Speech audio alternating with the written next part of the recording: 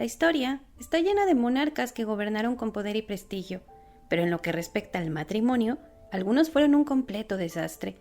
Y es que los matrimonios reales eran prácticamente una apuesta, en la que las esposas eran con demasiada frecuencia las que perdían. Y en este video les voy a enlistar a 15 de los peores maridos de la aristocracia.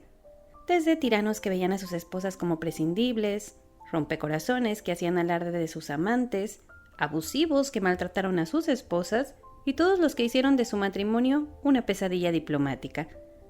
Comencemos con el primero de ellos. Juan Jorge IV de Sajonia nació en la realeza alemana y heredó el título de Elector de Sajonia. Con esto adquirió mucho poder, pero también responsabilidades. Y en el año 1692, a los 24 años, él se casó con Leonor Edmude, una viuda de 30 años con buenas conexiones familiares. Por desgracia, cuando Leonor llegó a la corte de Sajonia, se topó con una pesadilla. Su nuevo esposo, Juan Jorge, tenía una amante llamada Magdalena Sibila, de quien estaba locamente enamorado. Esto a pesar de que Magdalena probablemente era su media hermana, ya que la madre de ella fue amante del padre de Juan Jorge. Pero esto ni siquiera es lo peor.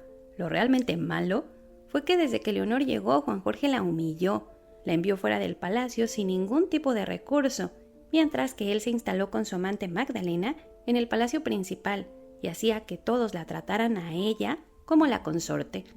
Se dice que Leonor enfrentó esto con paciencia y trató de acercarse a Juan Jorge, demostrándole que podía ser una buena consorte para su pueblo y que no se interferiría en su relación con Magdalena. En este intento de conciliación, Leonor quedó embarazada un par de veces, pero estos terminaron en aborto, después de lo cual Juan Jorge la culpó y la envió lejos de nuevo. A su amante Magdalena le compró un título y cuando ella quedó embarazada, Juan Jorge se casó con ella. Pero desde luego que este matrimonio era ilegal y la corte lo rechazó porque a pesar de todo, Leonor seguía siendo su legítima esposa. Así que furioso, Juan Jorge intentó obligar a Leonor para que abandonara Sajonia, pero Leonor no tenía dinero ni a dónde ir, y desesperado porque su amante fuera reconocida como la consorte, Juan Jorge tomó su espada y trató de matar a Leonor. Afortunadamente para ella, su cuñado Federico Augusto intervino, y aunque él terminó siendo herido, consiguió llevar a Leonor lejos de Juan Jorge, quien sin embargo siguió planeando formas de matar a Leonor.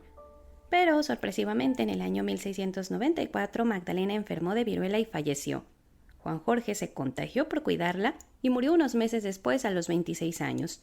Entonces su hermano menor Federico Augusto, quien había sido herido con la espada, se convirtió en el siguiente elector. Él permitió que Leonor viviera tranquila en un palacio con una pequeña pensión. Y continuemos con el esposo número 2. Lorenzo Onofrio Colonna fue miembro de una de las familias más poderosas de su época, ostentando varios títulos, sobre todo el de príncipe paliano. En el año 1659, Lorenzo se casó con María Mancini, que era sobrina del cardenal Mazarino, consejero del rey Luis XIV de Francia. Así que, como puede notar, pues el matrimonio políticamente fue ventajoso para ambos, pero desastroso incluso antes de empezar. Y es que resulta que era sabido que el rey Luis XIV de Francia, que en esa época era un adolescente, se había enamorado de María y le había propuesto matrimonio, aunque por política no se les permitió casarse. Pero Lorenzo era muy celoso y no le gustó la idea de casarse con una mujer que ya tenía pasado amoroso. Pero bueno, se casan y Lorenzo descubre que María era virgen, lo que lo contentó un tiempo y la pareja tuvo 3 hijos. Pero el último parto fue difícil y el doctor le recomendó a María no tener más hijos, lo que en esa época, que no había métodos anticonceptivos confiables, pues implicaba no tener relaciones sexuales, algo que a Lorenzo no le gustó nada y no estaba dispuesto a respetar. Y aunque tenía varias amantes, exigió que María siguiera durmiendo con él. Pero María tenía mucho miedo de morir, así que lo rechazaba. Esto volvió la relación muy complicada y en algún punto Lorenzo fue tan agresivo en su reclamo que, temiendo por su vida en el año 1672, María huyó vestida de hombre a Francia y luego a España.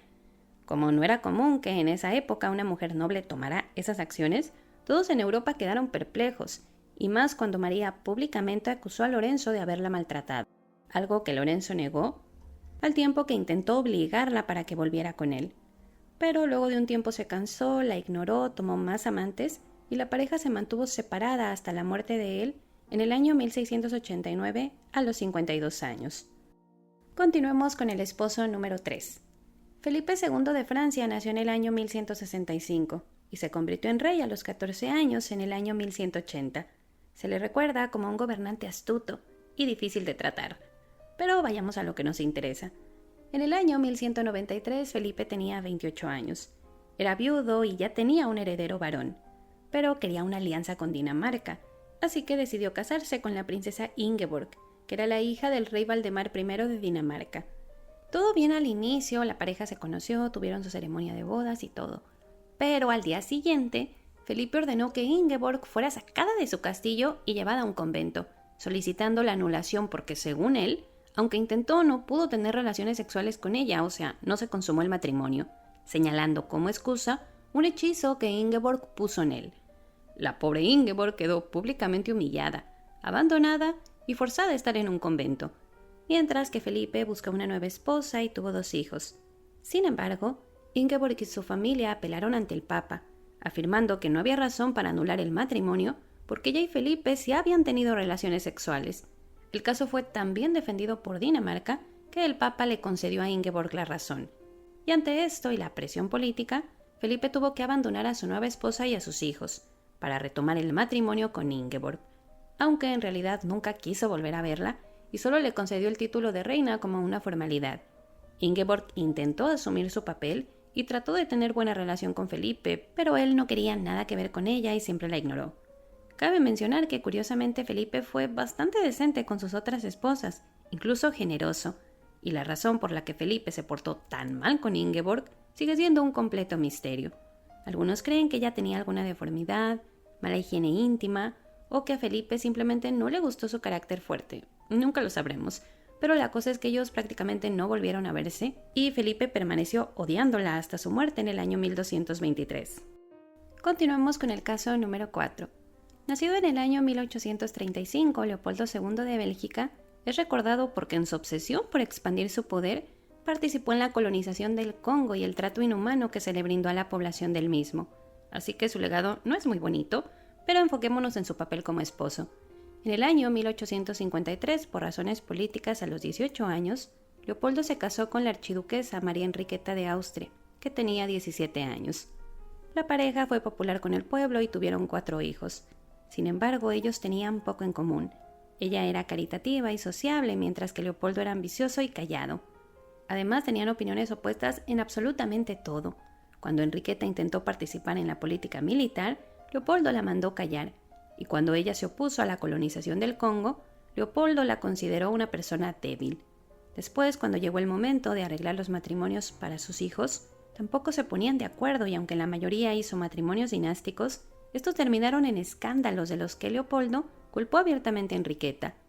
Leopoldo también le era descaradamente infiel, lo que Enriqueta desaprobaba, así que su relación era tan mala que en algún punto prácticamente dejaron de hablarse, y aunque eran cordiales en público, en privado vivían separados. Pero las peleas resurgieron cuando Leopoldo se enamoró de una prostituta francesa llamada Blanche de Croix, que tenía 16 años, mientras que él tenía 45.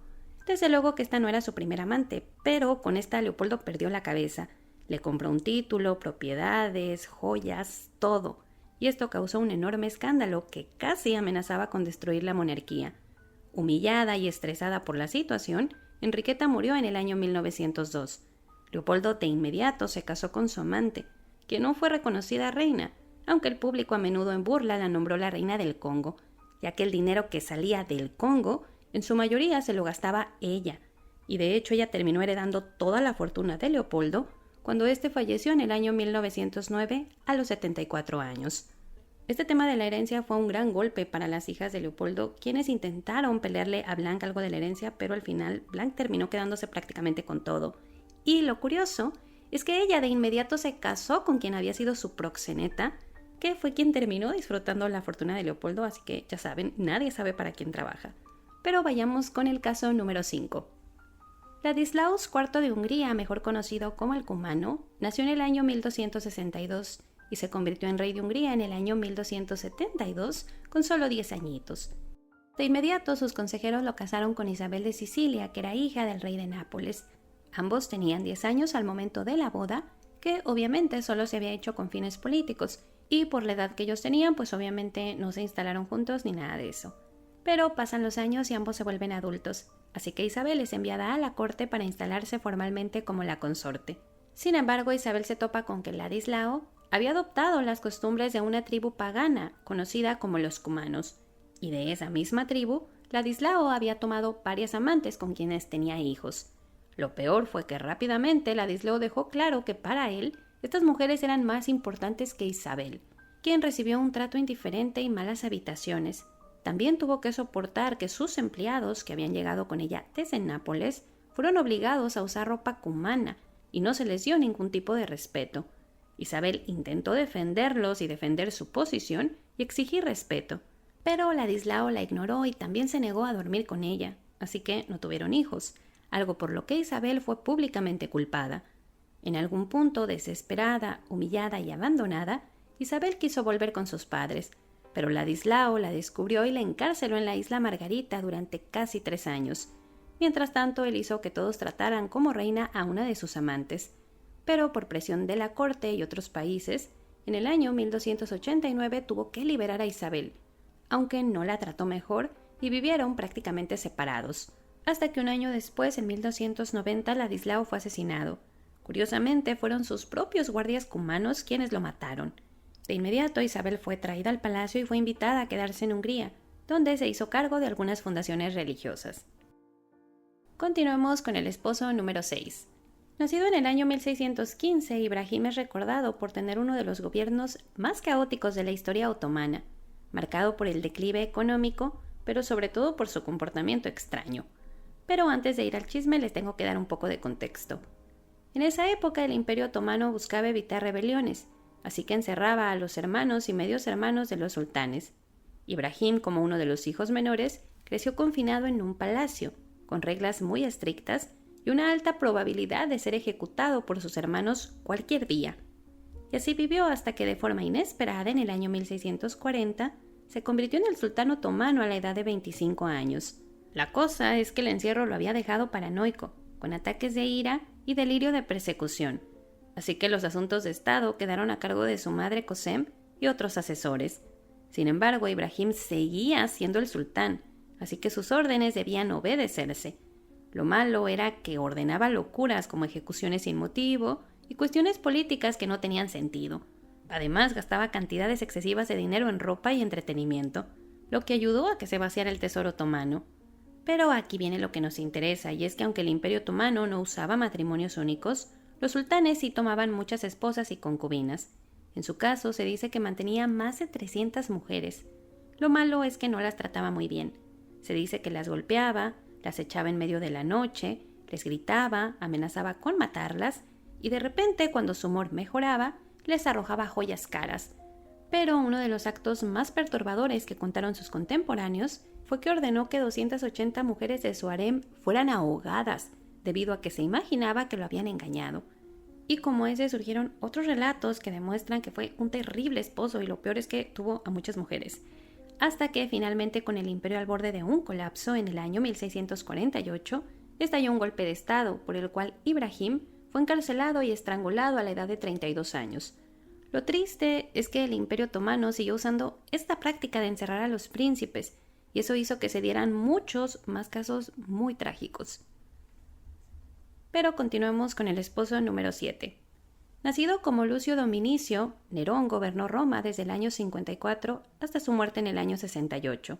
Como ya sabrán, su reinado es uno de los más infames en la historia romana, pero aunque como gobernante fue pésimo, pues como esposo casi que peor. Nerón se casó con su hermanastra Claudia Octavio en el año 53, cuando él tenía 16 años. El matrimonio desde luego que fue un arreglo por cuestiones políticas, pero nunca se quisieron, y molesto de que ella no le diera hijos, 9 años después Nerón la envió al exilio, pero como estalló una protesta pública para defender a Octavia, y Nerón tenía una amante embarazada, ordenó que Octavia fuera ejecutada, después de lo cual Nerón se casó con su amante embarazada, Popea Sabina, que además había sido esposa de uno de sus mejores amigos, pero bueno, ella murió poco después de la boda, según se dice, porque durante una discusión Nerón la pateó estando embarazada, así que el bebé tampoco sobrevivió. A su muerte, Nerón le concedió grandes honores, aunque poco después se casó con Estadilia Masalina, pero a ella la terminó abandonando por un joven esclavo llamado Esporo, que supuestamente tenía un asombroso parecido con Popea, la segunda esposa a la que él mató. Bueno, a este joven Nerón lo castró, lo vestía de mujer y lo trataba como emperatriz, aunque no se casaron formalmente. Poco después, Nerón también se interesó en otro esclavo llamado Pitágoras, a quien también tomó como esposa. Aparentemente a este no lo castró, aunque no lo sabremos del todo.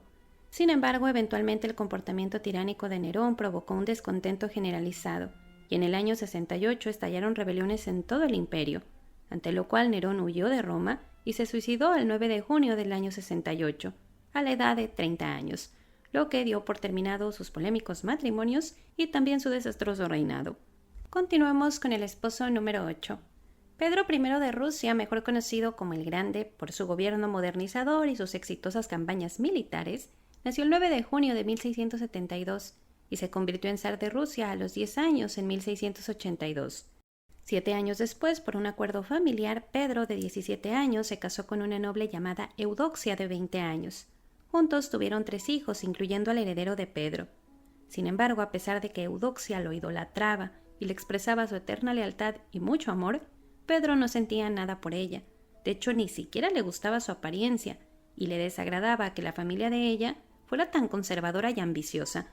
Así que, descaradamente, Pedro ignoró a Eudoxia y tomó varias amantes, incluyendo a Ana Mons, una joven plebeya a quien llevó a la corte y a quien instaló como su favorita, dándole lujos y una posición más importante que la de Eudoxia, quien quedó completamente humillada, pero siguió intentando llegar al corazón de Pedro con numerosas cartas de amor. Sin embargo, estas cartas nunca fueron contestadas, y su insistencia fastidió a Pedro, quien decidió encerrarla en un convento en el año 1698, terminando legalmente el matrimonio. Después Pedro se casó con una plebeya llamada Catalina, de quien estaba enamorado. Con el paso de los años, Eudoxia pudo dejar el convento, y en privado inició una relación amorosa con Stefan Glove, que era un oficial ruso. Pero, cuando Pedro se enteró de esto, enfureció y ordenó que Stefan fuera empalado y Eudoxia fue obligada a presenciar todo, pues aunque Pedro no tenía ningún interés en Eudoxia, tampoco quería que ella fuera feliz con otro. Así que ella fue forzada a volver al convento. Además, Pedro arrestó al hijo que habían tenido ambos, lo torturó y este murió por causas desconocidas. Pedro murió el 8 de febrero del año 1725 a la edad de 52 años. Entonces su segunda esposa, Catalina, se convirtió en emperatriz de Rusia. Ella hizo que el encierro de Eudoxia fuera más severo, y no fue hasta la muerte de Catalina que a Eudoxia se le concedió la libertad y pudo vivir de forma tranquila. Continuemos con el esposo número 9. Felipe de Borgoña, mejor conocido como el Hermoso, nació en el año 1478 como uno de los nobles más importantes de su tiempo. Por eso se le arregló un matrimonio muy ventajoso, y en el año 1496, Felipe, de 18 años, se casaba con Juana de Castilla, hija de los reyes católicos, que tenía 16 años. Juntos tuvieron 6 hijos, y Felipe se mostró encantado con Juana, quien se enamoró de él profundamente. Así que fue un matrimonio feliz, pero solo al inicio, porque Felipe era muy mujeriego y no se molestó en ocultar a sus amantes, algo que en esa época era normal y se esperaba que las esposas no protestaran. Pero Juana no era como cualquier esposa, ella no estaba dispuesta a dejarse humillar y no tardó en reclamarle a Felipe públicamente. Esto desató muchas peleas entre la pareja, a pesar de las cuales Juana nunca dejó de reclamarle, y Felipe, frustrado, comenzó a controlarla de formas más agresivas. La encerraba en su habitación, despidió a sus empleados, le redujo los ingresos, hasta que Juana quedó prácticamente a su merced y constantemente humillada, ya que además la corte se burlaba de sus celos. Los padres de Juana intentaron intervenir, pero no pudieron hacer mucho, principalmente porque Juana desarrolló una obsesión enfermiza con Felipe, y sin importar lo mal que él la tratara, ella se mantenía leal a él. En una ocasión, mientras Juana estaba en la corte de sus padres muy embarazada, Felipe la abandonó yéndose a otra ciudad, supuestamente con una amante. Juana se puso tan mal que amenazó con suicidarse si no la dejaban ir tras de él. En lo político, la cosa no fue mejor. Cuando Juana heredó el trono de Castilla en el año 1504, Felipe exigió ser coronado rey y manejar el gobierno. Juana hizo todo lo que Felipe le decía, dándole prácticamente poder absoluto. Pero a pesar de que Juana era la llave de su poder, Felipe seguía teniendo aventuras y tratando a Juana con desprecio, hasta que murió inesperadamente en el año 1506, a los 28 años. Se cree que murió por fiebre, aunque algunos especulan que fue envenenado. Sin embargo, ni la muerte calmó la obsesión de Juana, al contrario, esto la devastó, su estado mental empeoró y finalmente fue declarada no apta para gobernar, lo que la llevó a confinarse el resto de su vida. Continuemos con el esposo número 10. Felipe II de España nació en el año 1527 y fue uno de los monarcas más poderosos del siglo XVI. A nivel personal, Felipe se casó 4 veces, todas por política. Pero, para ser justos con él, hay que decir que aunque mujeriego, se le consideraba un buen esposo y llegó a estar enamorado de algunas de sus esposas. Sin embargo, en su segundo matrimonio sí fue bastante infame. Les platico. En el año 1554, Felipe de 27 años se casó con su prima, la reina inglesa María, de 38 años, quien necesitaba con urgencia un consorte y un heredero. Por este matrimonio, Felipe fue hecho rey de Inglaterra, aunque sin poder, algo que lo molestó bastante. En general, el matrimonio no le gustaba porque Felipe consideraba que María era vieja y nada atractiva, así que consideraba estar casado con ella un enorme sacrificio, algo que no dudó en expresar de forma pública muchas veces. Y para evitar la compañía de María, hacía prolongados viajes acompañándose de sus amantes. Lo trágico es que María realmente se había enamorado de Felipe, algo que él no dudó en aprovechar para obtener más poder. Esto hizo que María actuara de forma irracional yendo contra su consejo inglés, lo que la hizo todavía más impopular y la dejó sin aliados políticos, sobre todo cuando en 1557 Felipe la convenció de unirse a España en una guerra contra Francia, lo que resultó en la pérdida de Calais, la última posesión de Inglaterra en Francia. Esto devastó el gobierno de María y su popularidad, pero ella siguió obedeciendo a Felipe y favoreciendo los intereses de España, encima de los de Inglaterra, lo que solo la hizo más odiada y la dejó prácticamente aislada. Esto la llevó a suplicarle a Felipe que la visitara, pero él la ignoraba, y en algún punto ella estaba tan desesperada por un hijo que confundió enfermedades con embarazos. Felipe se presentó en la corte cuando María estaba ya en su lecho de muerte, pero no para estar con ella, sino para intentar consolidar la alianza política. Así que la muerte de María fue algo que realmente no lo impactó demasiado, y de hecho él se casó en 2 ocasiones más, teniendo uniones bastante estables. Felipe se mantuvo en el trono de España hasta su muerte en el año 1598 a los 71 años. Pasemos con el esposo número 11. Carlos II de Inglaterra nació en el año 1630, fue coronado en 1661 a los 30 años. Hoy se le recuerda como el monarca alegre, por su carisma, pero sobre todo por sus escándalos. Para cerrar una alianza con Portugal en el año 1662, Carlos, de 32 años, se casó con la princesa portuguesa Catalina de Braganza, de 23 años. Catalina es descrita como bonita, pero piadosa, tímida y obediente, que era lo opuesto al carácter de Carlos. Pero a pesar de todo, Carlos se mostró contento con Catalina, quien se enamoró perdidamente y entregó su devoción absoluta a Carlos. Por desgracia, Catalina no tardó en darse cuenta que su matrimonio no sería una unión exclusiva. Carlos era extremadamente mujeriego y tenía muchas amantes de todo tipo. Plebeyas, nobles actrices casadas, viudas, espías, solteras, extranjeras, de todo. Algo que desde luego lastimó profundamente a Catalina y que la llevó a aislarse en sus habitaciones, porque encima Carlos solía colocar a sus amantes favoritas en el palacio y como damas de compañía de Catalina, así que ella debía presenciar cómo Carlos las llenaba de afecto y de lujos, lo que desde luego generó muchas burlas para Catalina. Lo peor era que mientras todos sus embarazos terminaban en abortos, las amantes de Carlos le dieron muchos hijos, que vivieron hasta la edad adulta, y a quienes Carlos reconoció y les dio títulos, lo que fue más que devastador para ella. Pero la gota que derramó el vaso fue que algunas de las amantes de Carlos comenzaron a burlarse públicamente de Catalina, algo que Catalina no dejó pasar. Se rebeló abiertamente, abandonó sus deberes y exigió a Carlos que sus amantes fueran echadas de la corte. Pero Carlos se negó y decidió castigar a Catalina quitándole a sus empleados portugueses, que eran básicamente los únicos amigos que ella tenía. Así que para tenerlos de regreso, Catalina aceptó que las amantes de Carlos se quedaran. Ya no se quejó y se centró en sus deberes religiosos. Pero esto también le causó problemas, porque resulta que la corte inglesa era protestante, mientras que Catalina era católica, así que la corte la consideraba a ella una traidora. Fueron tan agresivos con esto que hasta querían enjuiciarla y todo. ante lo cual hay que decir que Carlos la defendió y siempre le permitió practicar el catolicismo. Además, aunque sus asesores le aconsejaron que se divorciara de ella para tener hijos legítimos con otra mujer, Carlos se negó diciendo que nunca sería tan malagradecido.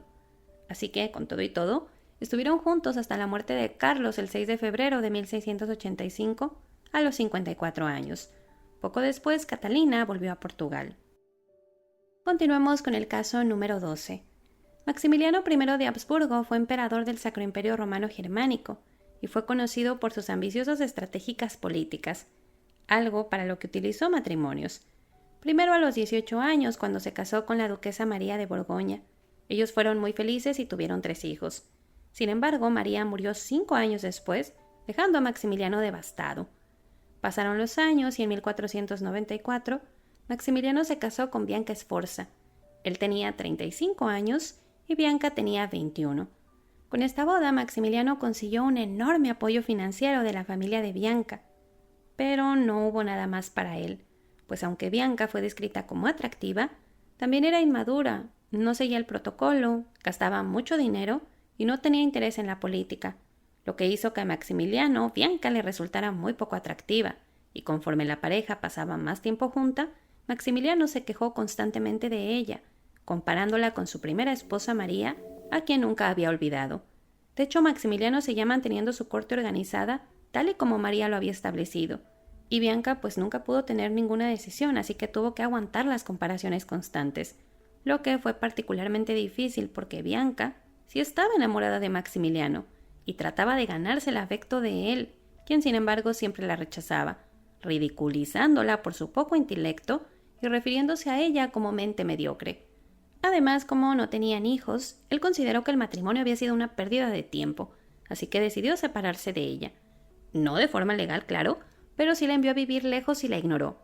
Solo la usaba cuando quería mostrarla a sus súbditos o cuando quería algo de ella, así que la manipulaba, pero realmente nunca se preocupaba por ella. De hecho, cuando se le informa que Bianca está enferma de muerte y quería verlo, él se negó a visitarla, y Bianca murió sola en el año 1510.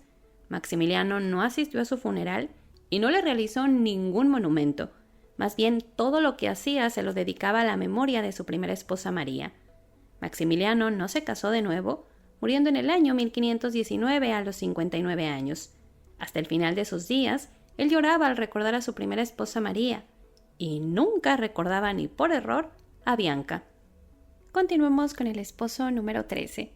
Iván Vasilievich, mejor conocido como el Terrible, nació en el año 1530 y fue el primer zar de Rusia, trono que heredó a los 3 años, aunque asumió el control hasta los 16. De inmediato tuvo que realizar alianzas para calmar la inestabilidad, y por eso se casó con su primera esposa, Anastasia Romanov, con quien tuvo un matrimonio feliz y amoroso. Pero ella murió en el año 1560, muy posiblemente envenenada, lo que hizo que Iván se volviera paranoico y violento. A partir de aquí se casó más de 7 veces, y todas terminaron en tragedia. 2 de sus esposas, María y Marfa, fueron envenenadas por sus enemigos, pero otras, como Ana Koltovavskia y Ana Vasilochkova, no le agradaron a Iván porque no se embarazaron, así que las envió a conventos, donde supuestamente ordenó que las mataran. También estuvo unido a Vasilisa, una esclava famosa por su belleza, a quien ejecutó porque la descubrió siéndole infiel. Algunos historiadores postulan que tuvo otras 2 esposas o concubinas a quienes ejecutó, pero no está muy claro. Lo que sí es que Iván también mató a su hijo mayor en un ataque de ira. Con los años, Iván se volvió cada vez más paranoico y violento. Murió en el año 1584 a la edad de 53 años. El número de víctimas que estuvieron casadas con él no se ha podido establecer. Continuemos con el caso número 14. Enrique IV de Castilla, mejor conocido como el Impotente, nació en el año 1425 y se convirtió en rey de Castilla en 1454 a la edad de 29 años. Antes de que se convirtiera en rey en 1440, se le arregló un matrimonio con Blanca II de Navarra. Él tenía 15 años y Blanca 16. Este era un movimiento político muy importante porque debía marcar una alianza entre Castilla y Navarra, pero el matrimonio no se consumó. Se especula que Enrique pudo haber sido impotente, aunque no sabemos exactamente qué pasó. Lo que sí es que esto devastó la reputación de Enrique y también volvió al matrimonio una guerra, porque Blanca no permitió que Enrique quisiera culparla a ella por la no consumación. Así que nunca llegaron a llevarse bien y Enrique buscó cualquier excusa para dejarla, y finalmente en el año 1453 obtuvo la anulación por falta de consumación, alegando que no es que fuera impotente, sino que lo habían hechizado. Blanca fue echada de Castilla sin ningún apoyo económico y tuvo que volver a Navarra, donde por desgracia para ella, su padre la rechazó y encarceló para quitarle su herencia. Blanca murió en 1464, supuestamente envenenada por su familia.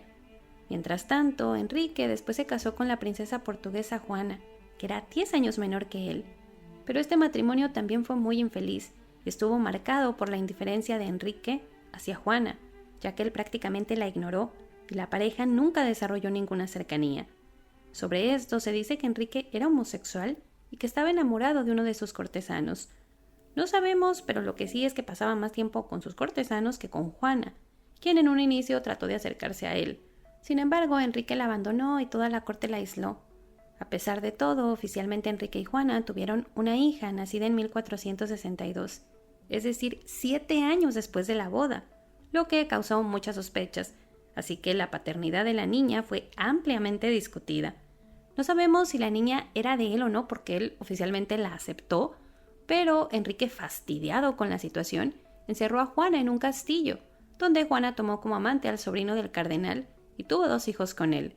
Su infidelidad fue ampliamente conocida y condenada, aunque Enrique no hizo mucho al respecto, solo la ignoró y permaneció sin tomar amantes y prácticamente sin relacionarse con mujeres, lo que incrementó los rumores de su homosexualidad.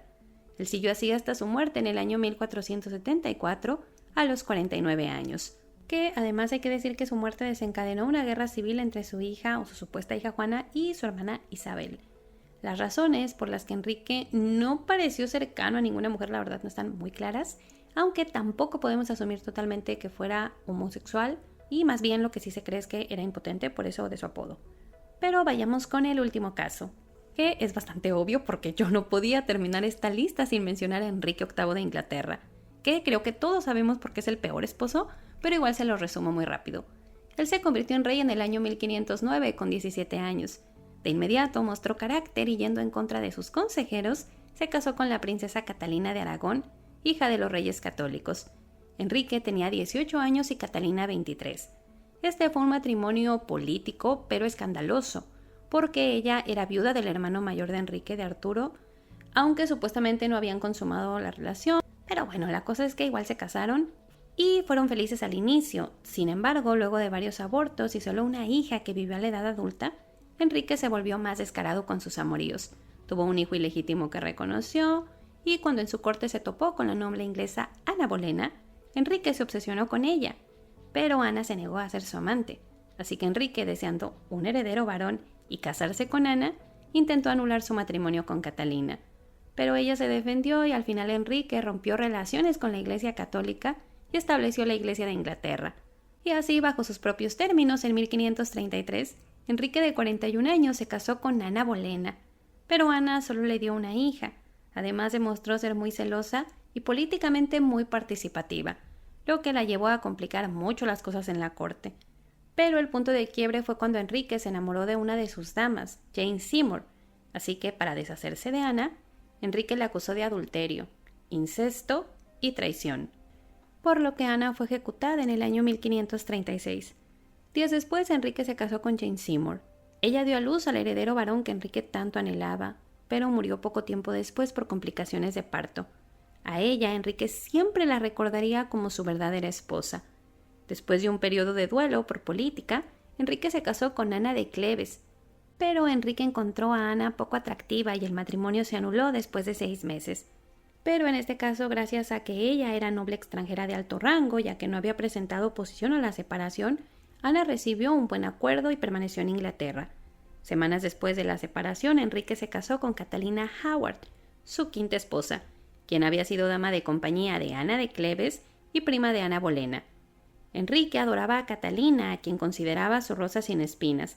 Sin embargo, aunque era una adolescente, Catalina ya tenía un pasado escandaloso, que incluía varios amantes.